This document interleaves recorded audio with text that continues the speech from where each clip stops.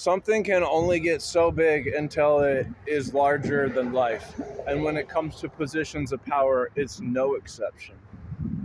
When there's different names of what a chancellor is, and it slowly bleeds over into Star Wars, how they had the High Chancellor.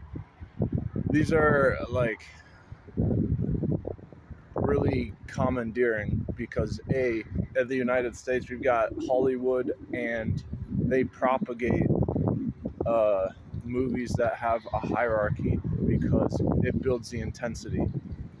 But that's just for entertainment. When it's happening in real life on American soil, this is actually a thing where the citizens of this country are the owners of the land. And this is one thing that is so closely related to Native Americans, to people who were there before this land was discovered. It was already discovered. So I know it's a double entendre, but I think like in the notebooks in history, all countries look at the United States occupants as, yes, they own the country, but then they also had it, the Native American Indians that were here first and occupying it were also owning the land of the country.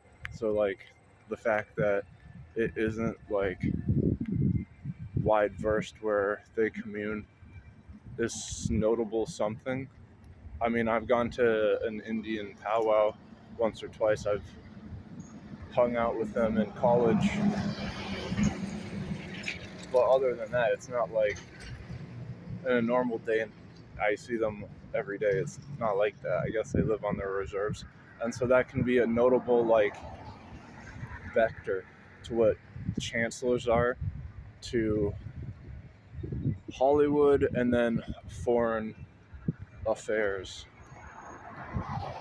outside of the country. So it's just this whole microcosm where Hollywood, we understand what chancellors are, but in like different countries, in Germany, the chancellors aren't just on screen. When you leave the theater or turn off the screen, the chancellors are still reigning supreme. And that position's kind of hard because like the hierarchy of like when it comes to creation is definitely not evolution. That's like a lot of Scientologists. I learned that like there's just these people, the most famous narrator who's made animal documentaries. He has like a whole science like idealism, and then he believes in evolution. And I'm not like saying that you can't disprove it. Believe me, you can. But it's you have to understand the microcosm and who's fueling Hollywood. Different countries who don't have the interest with people owning the land of the United States if they're citizens born there or become the citizen there. And so when someone owns an entire land, it's kind of like godlike because when they go to sleep, they're still owning it. And so that divide from evolutionary is huge because batteries are what drive a lot of things. And so if you're looking at a system, whether it be animals or machines, sounds like a whole book, right? There can be like a kid's book and then a book of animals and machines.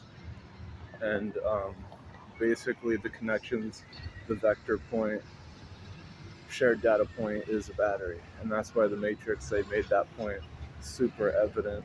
When you're pictorial graphics, you hold up a battery and then pan the camera out to a person. That's usually to show the similarities because they're both energized. But does a battery sleep if it's not turned on? That would be a point in case. I was like, do we still age when we sleep? Of course. What would make someone fall asleep for 2 days, and what would that look like internally? And how do you relate that to a battery to not overcompensate when people are called a waste of you know what?